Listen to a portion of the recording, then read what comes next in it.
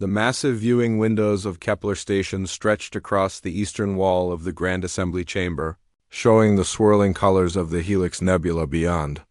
Ambassador Lisa Martinez sat in the human delegation's assigned seats, watching, as representatives from 47 different species filed into their places. The chamber buzzed with alien voices speaking in dozens of languages, but she noticed how the conversation seemed to quiet whenever they passed the human section. Captain Jake Morrison leaned closer to her chair and whispered, "Same seating arrangement." As always, he nodded toward their position in the back corner, far from the central podium where the most important species held their places. The Xenonians occupied the prime spots near the front, their blue-scaled forms gleaming under the chamber's bright lights. The Thakari delegation sat nearby, their forearms gesturing as they spoke in their clicking language. Lisa had been coming to these annual summits for 12 years. Every year, the same routine played out. Earth would present its requests for expansion rights, trade agreements, and technology sharing programs. Every year, the other species would listen with barely hidden impatience before dismissing human concerns as minor issues that could wait for next year's summit. High Chancellor Zorth called the assembly to order. His species, the Corvan, had dominated galactic politics for 3 centuries. Standing nearly 8 feet tall with gray skin and eyes like black marbles, he commanded respect through sheer presence.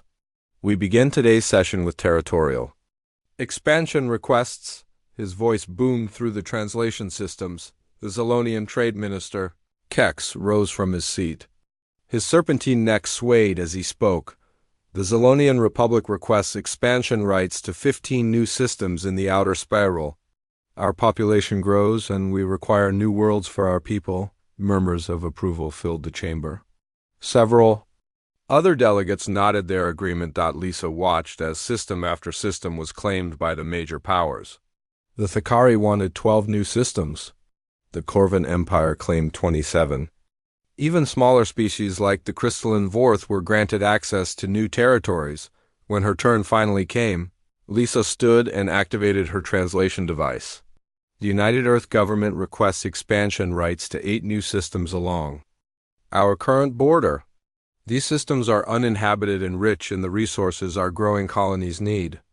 The chamber fell silent for a moment before Kex let out what could only be described as a laugh. 8 systems? He said, his forked tongue flickering between his lips. The humans believe they deserve 8 new worlds when they have barely managed to properly develop the ones they already possess. Other delegates joined in the amusement.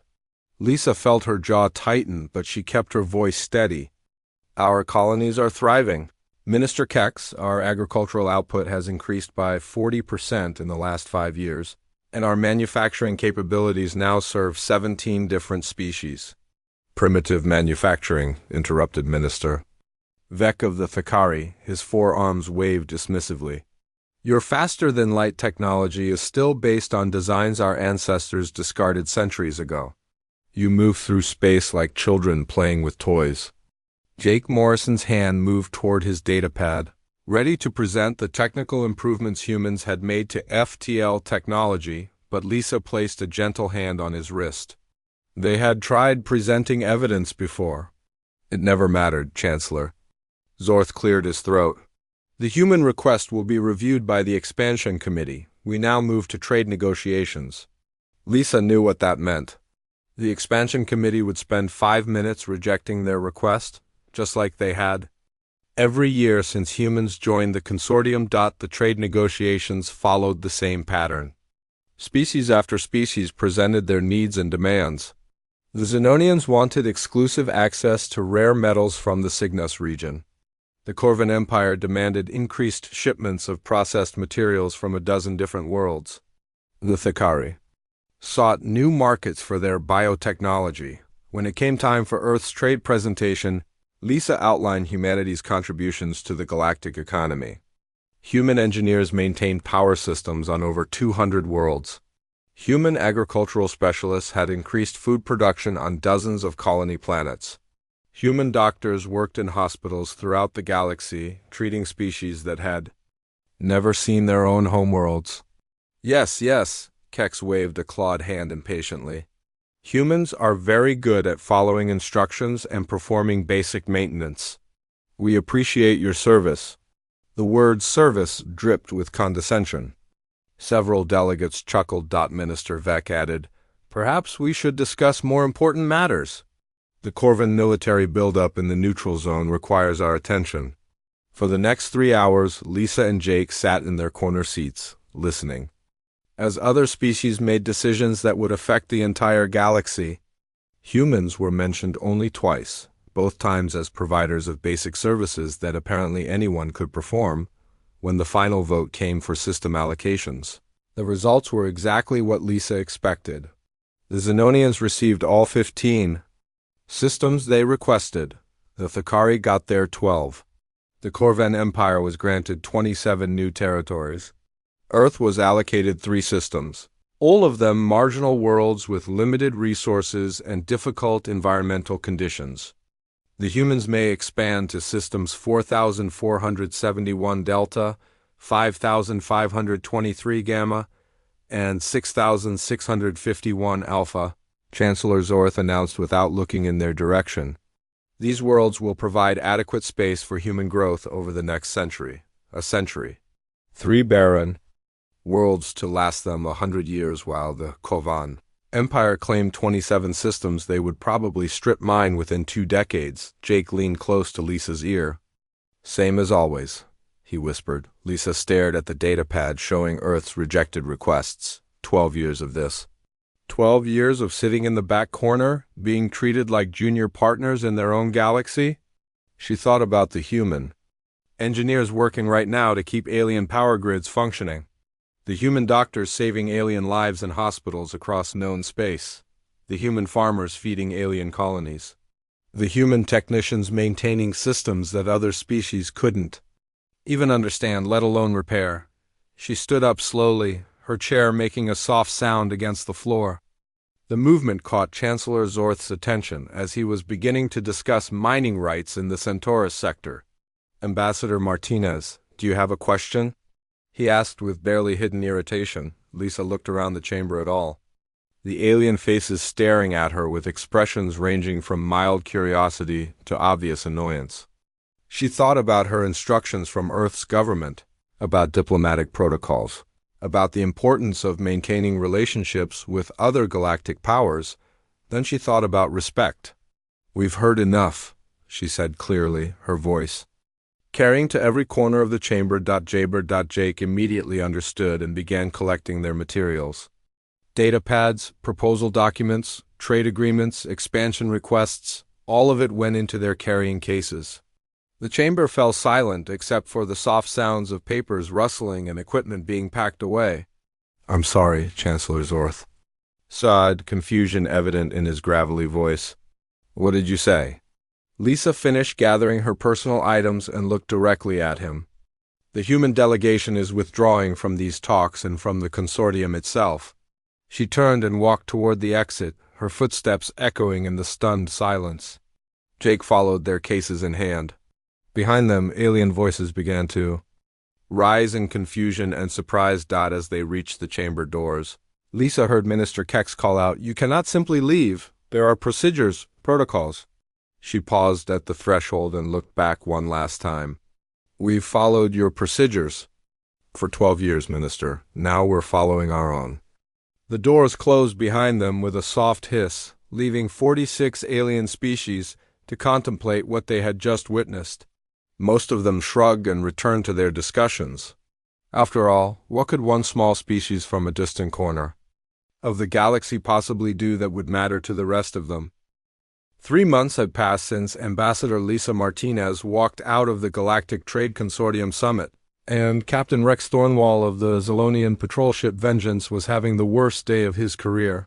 His navigation systems had been acting strange for weeks, showing course corrections that made no sense and displaying arrival times that were consistently wrong by several hours. "Engineering, what is the status of our hyperspace calibration system?" He barked into his communication device. The response came back filled with static and frustration. "Sir, we cannot determine the problem. The system appears functional, but the calculations are incorrect. We have tried recalibrating 17 times with no success.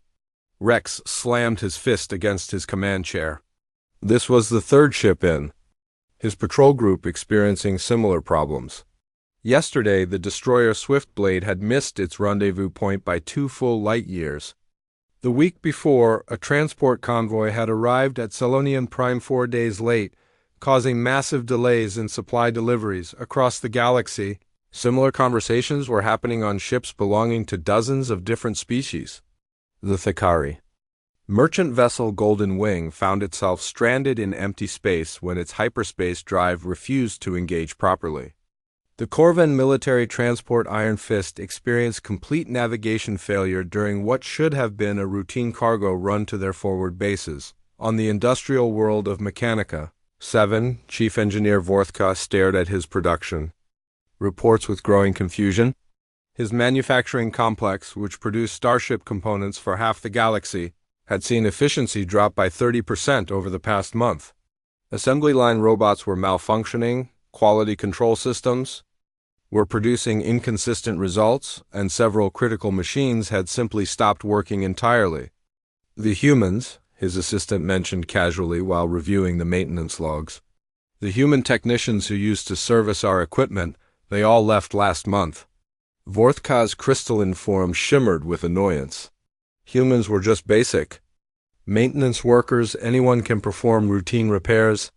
But as he looked at the increasing list of equipment failures, an uncomfortable thought began to form in his mind. Every piece of machinery that was failing had been regularly serviced by human engineers.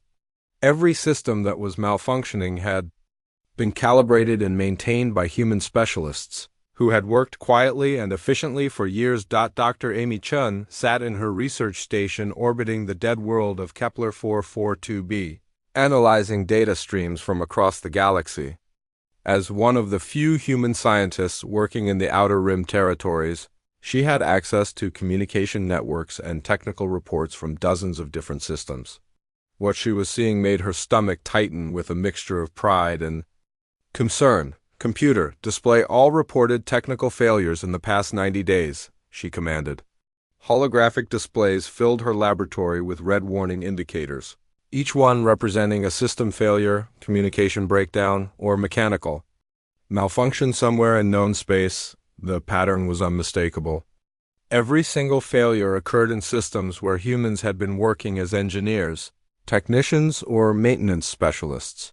The great orbital cities above Proxima Centauri were experiencing power fluctuations in their gravity generators. The massive asteroid mining operations in the Vega system had seen production drop to almost nothing as their excavation equipment broke down. Even the communication relays that connected distant worlds were failing one by one. Amy pulled up personnel records, cross-referencing the departure dates of human workers with the timeline of system failures. In every case, problems began within weeks of humans leaving their posts.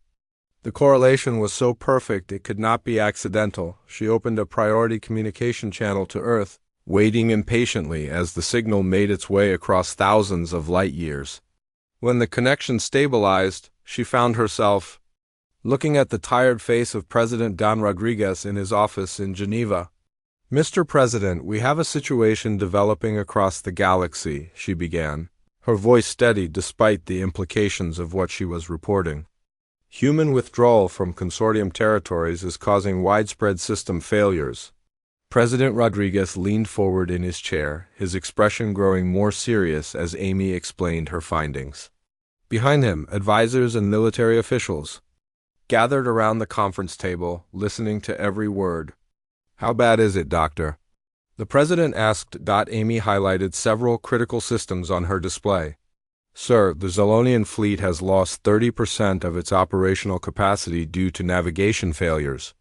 The Thakari agricultural colonies are reporting food shortages as their automated farming systems break down.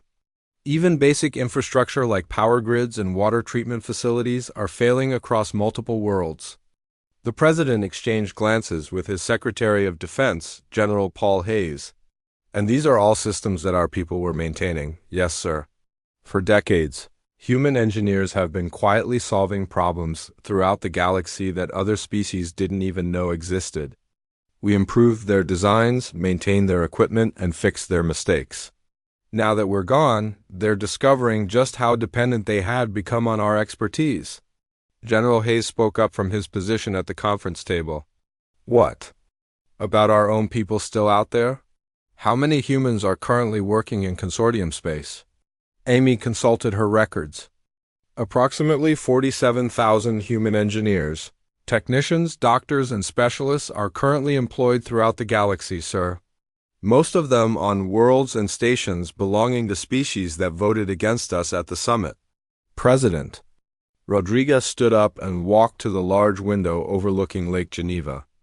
The afternoon sun reflected off the water, and he could see the launch platforms where human ships came and went on missions throughout known space.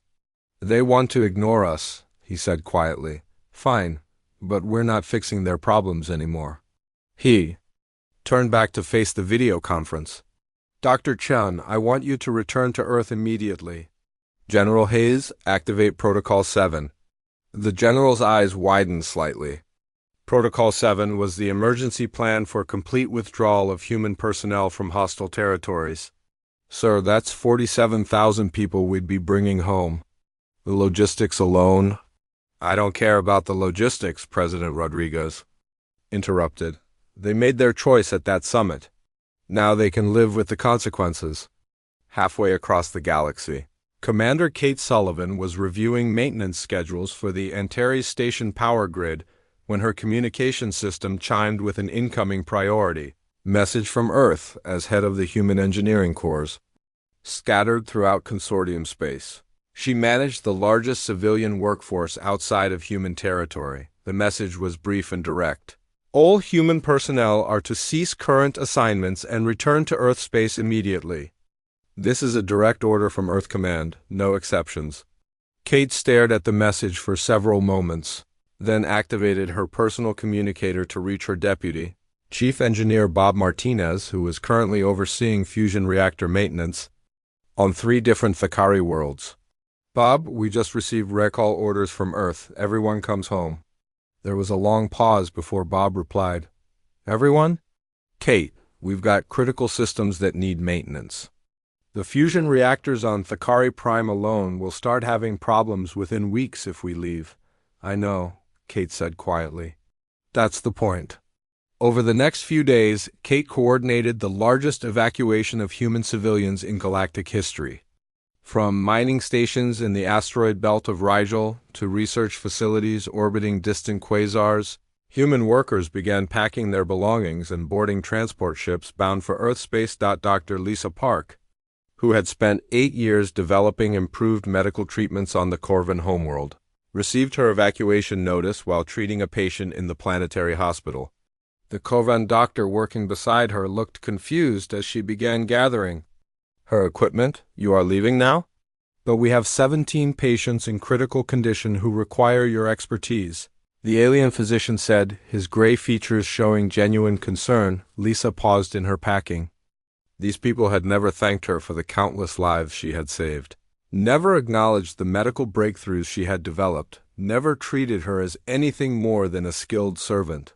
I'm sure you'll figure it out, she replied. As human ships departed from ports across the galaxy, the first wave of system failures was just beginning. What the aliens had dismissed as basic maintenance work was about to reveal itself as the foundation that kept their entire civilization running. The galaxy was about to learn what happened when the people who made everything work simply stopped working. The evacuation of human personnel from consortium space was proceeding faster than anyone had expected, and the consequences were becoming impossible to ignore. Captain Mike Torres stood on the bridge of the human transport vessel Liberty Bell, watching as the last group of human engineers boarded from Proxima Station. Through the viewport, he could see the massive orbital city beginning to list slightly to one side. Sir, we're receiving another emergency transmission from Station Control, his communications officer reported. They're requesting immediate assistance with their gravity generator array. Mike watched as lights flickered across the stations. Hull, indicating power fluctuations throughout the massive structure. 3 million inhabitants lived and worked in that floating city, all of them now dependent on gravity systems that were failing without human maintenance. "Tell them we're too busy packing," he replied calmly, his first officer. Lieutenant Sharon Kim looked uncomfortable with the response. "Captain, there are civilian populations on that station. If the gravity generators fail completely, then maybe they should have thought about that before voting to restrict our expansion rights," Mike interrupted. He activated the ship's intercom system. "All passengers, prepare for departure. Next stop, Earth space." As the Liberty Bell pulled away from Proxima Station, Mike could see other human transports scattered throughout the system, all of them, carrying loads of evacuated personnel. The sight should have filled him with pride at the efficiency of the operation, but instead he felt a growing sense of unease at what they were leaving behind.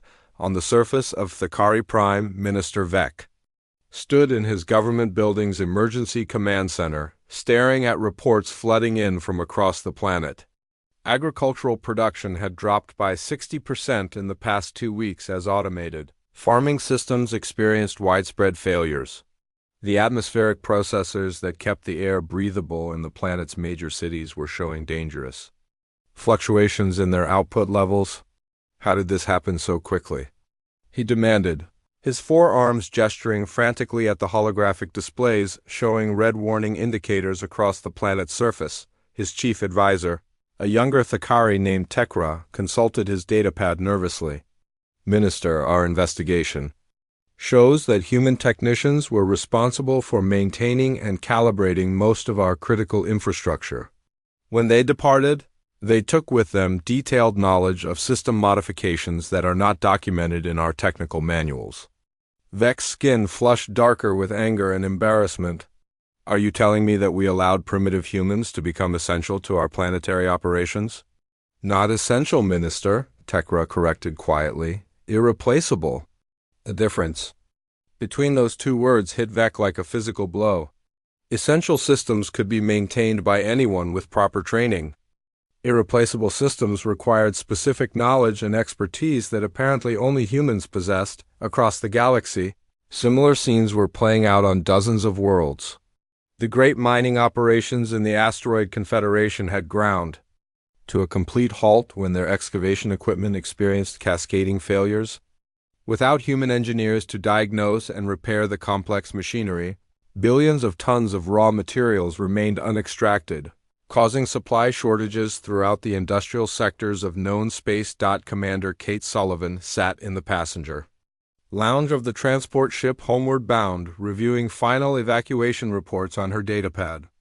As the last human administrator to leave Consortium space, she had coordinated the withdrawal of nearly 50,000 human workers from positions across the galaxy.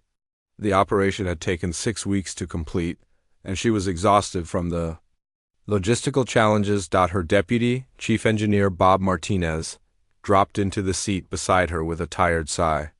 "Final count is 49,837 evacuees," he reported. "Everyone is accounted for and heading home." Kate looked up from her reports. "Any word on how things are going in the systems we left behind?" Boba's expression darkened. "Kate, it's worse than we expected. The Corvan Empire has lost operational capability on over half their fleet due to engine failures. The Zelenian trade routes are experiencing massive delays because their navigation systems can't function without constant recalibration. And the industrial worlds are seeing production drops of 40 to 70%. What about casualties?" Kate asked quietly. "No direct deaths that I'm aware of, but there are reports of food shortages on agricultural colonies, power outages in major cities, and complete communication blackouts in some sectors. It's going to get worse before it gets better." Kate closed her datapad and stared out the transport's viewing window at the stars streaming past. "They did this to themselves, Bob. We offered partnership, cooperation, shared knowledge. They wanted servants instead." On the Kovan homeworld, High Chancellor Zorth convened an emergency session of his military command staff. The massive war room beneath the Capitol building buzzed with activity as officers tried to coordinate responses to the growing crisis affecting their empire. General Krathvo, the Empire's highest-ranking military officer, stood before a holographic display, showing the operational status of the Korvan fleet. Nearly 60% of their ships showed red status indicators, meaning they were either completely non-functional or operating at severely reduced capacity. Chancellor, our entire defensive posture has been compromised, the general reported. Grimly, the humans who serviced our ships apparently made thousands of small modifications and improvements to our systems over the years. Without their expertise, those same modifications are now causing systematic failures throughout the fleet. Zorth's black marble eyes fixed on the display, taking in the scope of the disaster. How long to train our own engineers to perform the necessary maintenance? Sir, preliminary estimates suggest it would take several years just to understand what modifications were made, let alone learn how to maintain them. And that assumes we can reverse engineer the human improvements, which our technical staff believes may not be possible. The Chancellor slammed his massive fist against the command table, causing several smaller officers to step back nervously. Are you telling me that a species we considered barely civilized has rendered our entire military ineffective? Before the general could respond, an aide rushed into the chamber carrying an urgent message. Chancellor, we have reports of systems failures on 17 different worlds.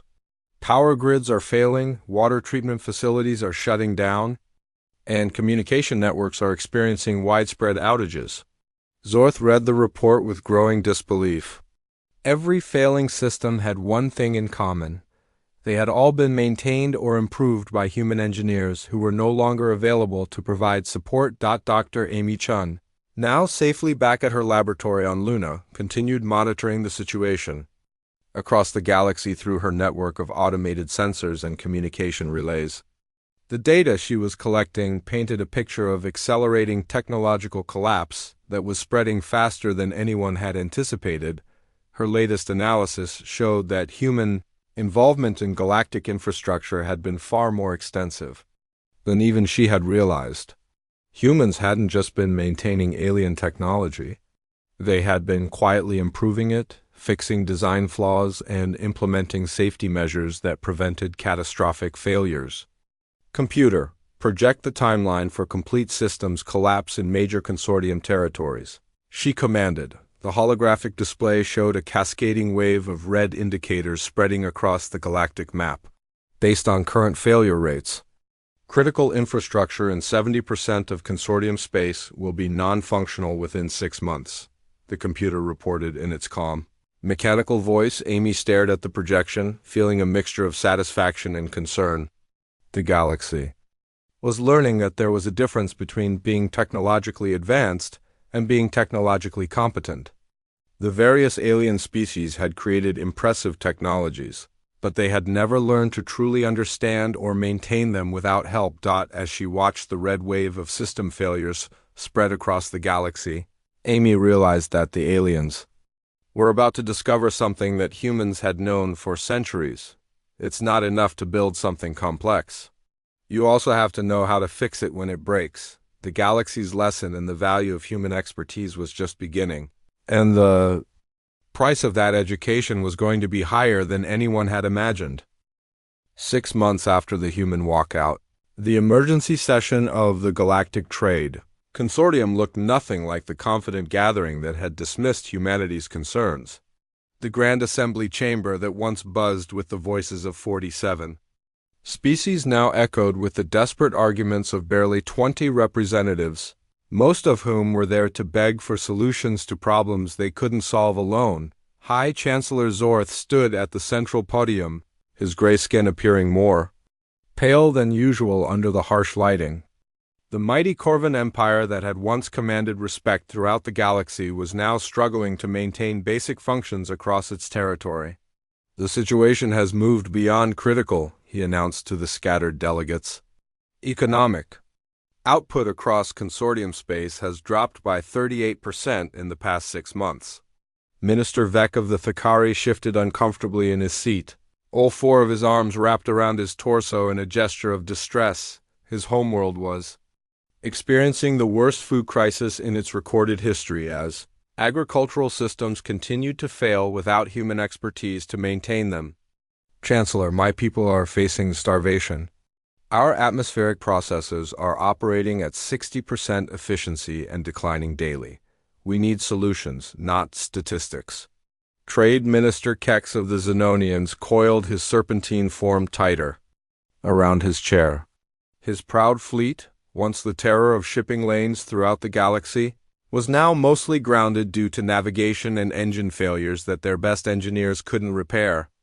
Perhaps we should consider reaching out to the humans, he suggested quietly. His words barely audible in the vast chamber. The suggestion hit the remaining delegates like a physical blow. For months, they had been trying everything except the one solution that none of them wanted to acknowledge. They had attempted to reverse engineer human modifications to their systems, hired engineers from neutral species, even tried to recruit humans who had settled in non-consortium territories. Nothing had worked. Chancellor Zorth activated his personal communication device and displayed a holographic map of consortium space. Red zones indicating system failures covered nearly 70% of the territory.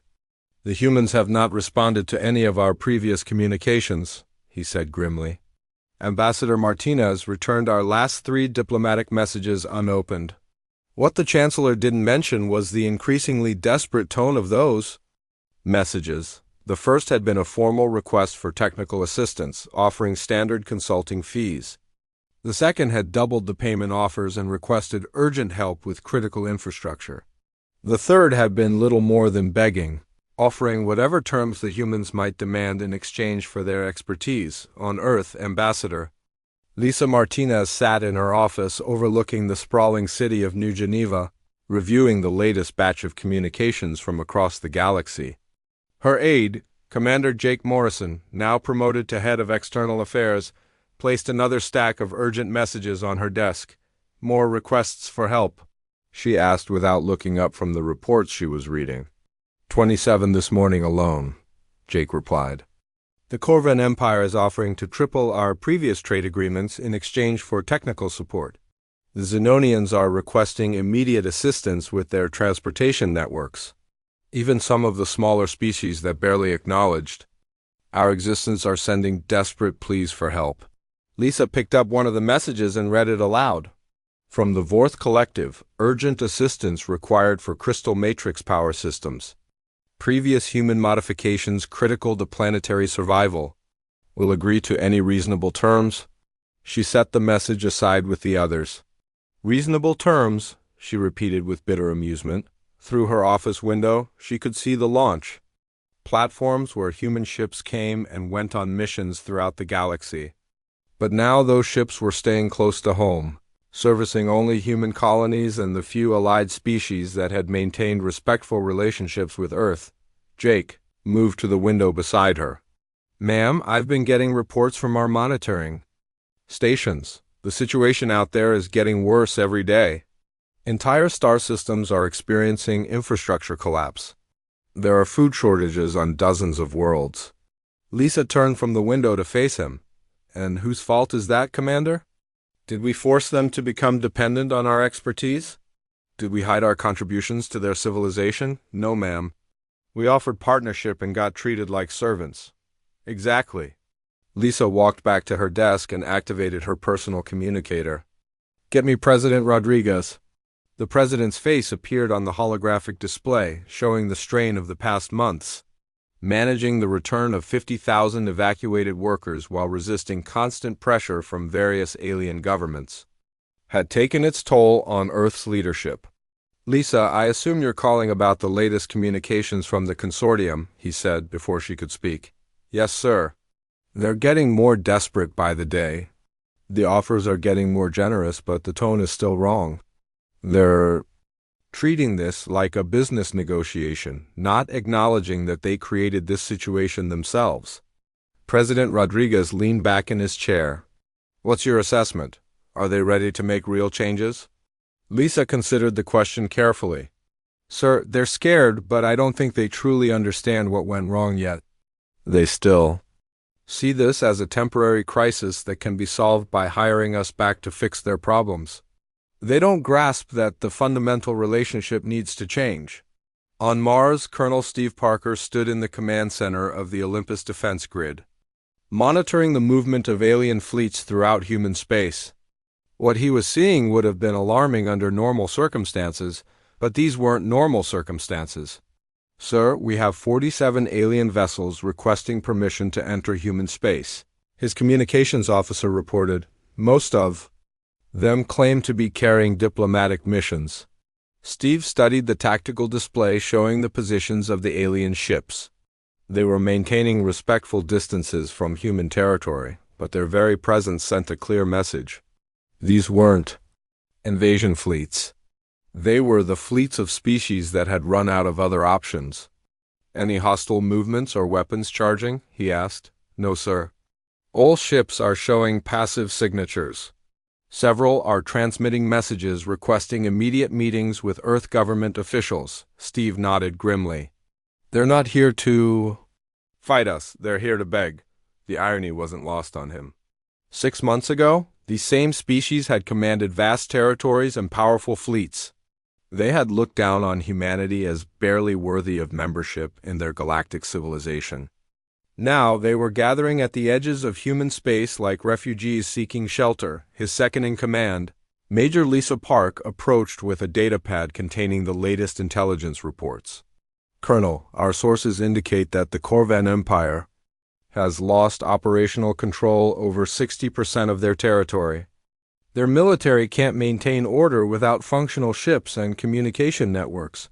What about the others? The Xenonians have abandoned 3 entire star systems because they couldn't maintain basic infrastructure. The Thakari are evacuating their outer colonies to concentrate resources on keeping their homeworld habitable. Smaller species are faring even worse."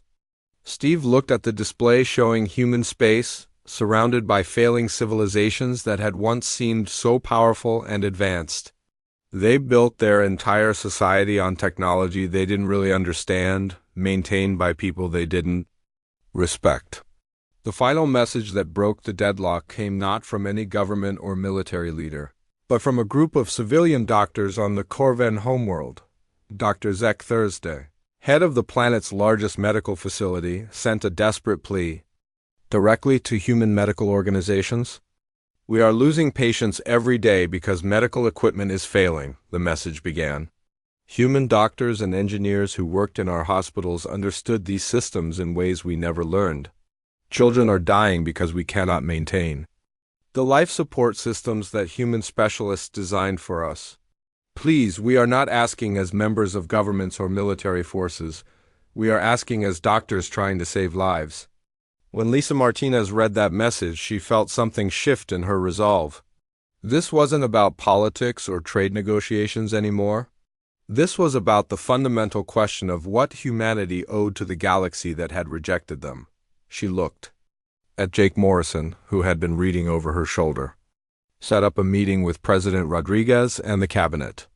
It's time to discuss terms." Jake nodded, understanding the significance of her decision. "What kind of terms, ma'am?"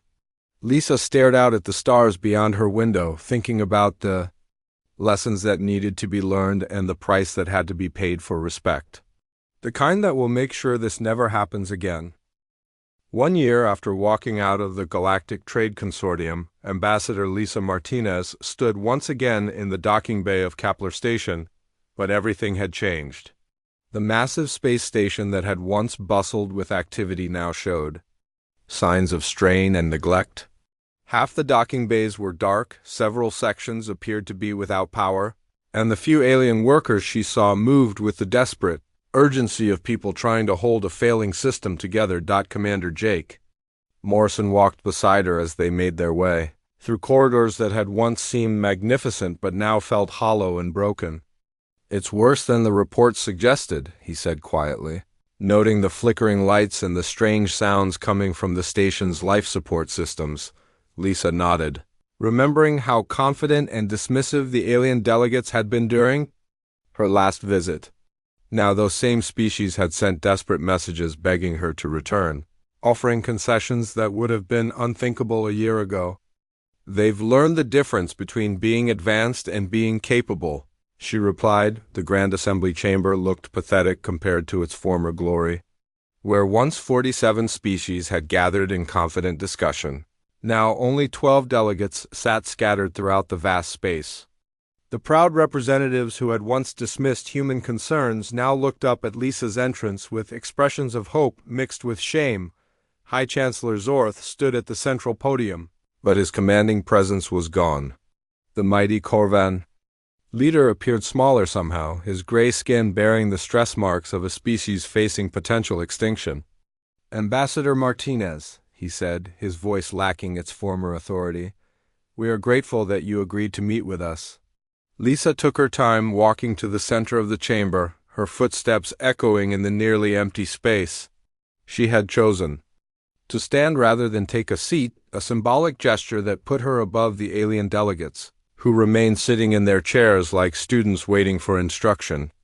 "Chancellor Zorth," she replied formally, "you requested this meeting. What do you want from humanity?"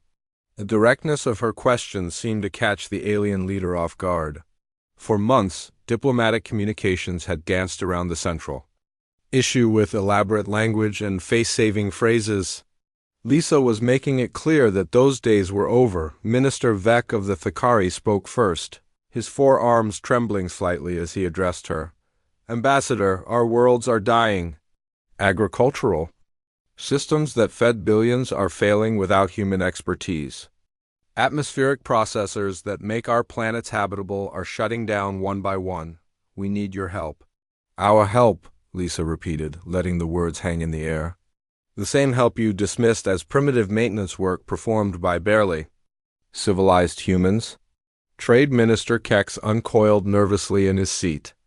"We acknowledge that we may have underestimated the complexity of human contributions to galactic infrastructure," he said carefully. Lisa laughed, a sound that seemed to echo forever in the nearly empty chamber. "May have underestimated?" "Minister, let me tell you what you underestimated. For over a century, humans have been solving problems throughout this galaxy that you didn't even know existed. We improved your designs, fixed your mistakes, and prevented catastrophic failures that would have killed millions. And you treated us like servants." She walked closer to the alien delegates, noting how they seemed to shrink back from her approach.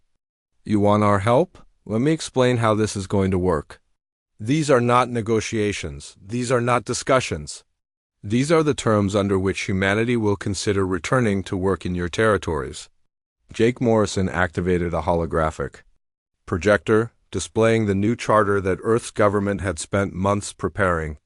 The terms were simple but revolutionary. Humans would receive equal representation in all consortium decisions, with veto power over any policies affecting human interests. Human colonies would expand as needed, without restrictions or limitations imposed by other species. All human technological innovations would be protected under galactic patent law, with licensing fees paid to Earth for their use. Most importantly, any species that wished to employ human specialists would sign formal acknowledgement that human expertise was essential to their civilization's continued existence. Never again would human contributions be dismissed as basic maintenance or primitive work. "These terms are non-negotiable," Lisa continued. "Accept them completely or find other solutions to your problems." The chamber fell silent as the alien delegates absorbed the implications of what they were being offered. Chancellor Zorth looked at the holographic display showing the new charter, his black marble eyes reflecting the weight of his species' desperate situation. "Ambassador," he said finally, "these terms essentially give humans control over galactic policy." "No, Chancellor," Lisa corrected. "These terms give humans the respect and authority that our contributions have always deserved. You can still govern your own territories, make your own decisions, live according to your own values, but you can never again pretend that you can do it without us." Minister Vec raised one of his hands hesitantly. "What if we refuse these terms? What if we choose to solve our problems without human assistance?" Lisa smiled, but there was no warmth in the expression. "Then you're welcome to try." Our monitoring stations indicate that you have perhaps 3 months before complete infrastructure collapse occurs across your territories. After that, you'll be dealing with humanitarian crises that will make your current problems look manageable. The threat was clear and backed by mathematical certainty. The alien species had built their civilizations on foundations they didn't understand, maintained by experts they had refused to value properly. Without those experts, everything would eventually fail. Dr. Ralketh, representing one of the smaller species that had rarely spoken in previous sessions, stood up from his seat. Ambassador Martinez, on behalf of the Altarian Federation, we formally accept your terms. Our people are dying, and our pride is not worth their lives. His words seemed to break the dam of resistance among the other delegates. One by one, they stood and formally accepted the new charter. Some spoke with genuine humility, acknowledging their mistakes and expressing gratitude for humanity's willingness to return. Others clearly resented the new arrangement, but accepted it because they had no other choice. Chancellor Zorth was the last to speak, his massive form rising slowly from his chair. The Corvan Empire accepts these terms, he said, the words seeming to cause him physical pain. We acknowledge that human expertise is essential to galactic civilization and request the immediate return of human specialists to prevent further collapse of critical systems. Lisa nodded and activated her communication device. Earth Command. This is Ambassador Martinez. The new charter has been accepted.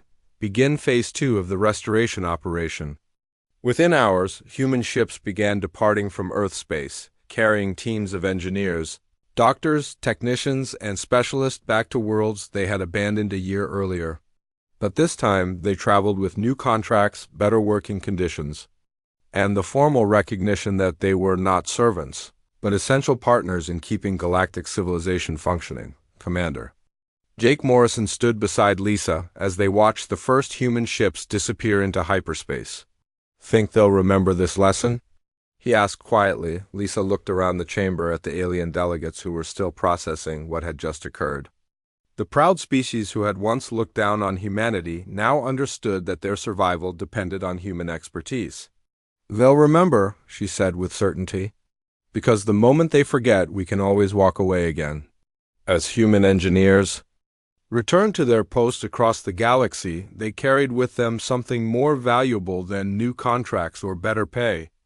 They carried the knowledge that their contributions mattered, that their expertise was irreplaceable, and that respect had to be earned through recognition of mutual dependence rather than demanded through displays of power. The galaxy had learned its lesson, but the price of that education would be remembered for generations. Sometimes the greatest strength comes not from the ability to destroy, but from the willingness to simply walk away and let others discover what they lose when you're gone.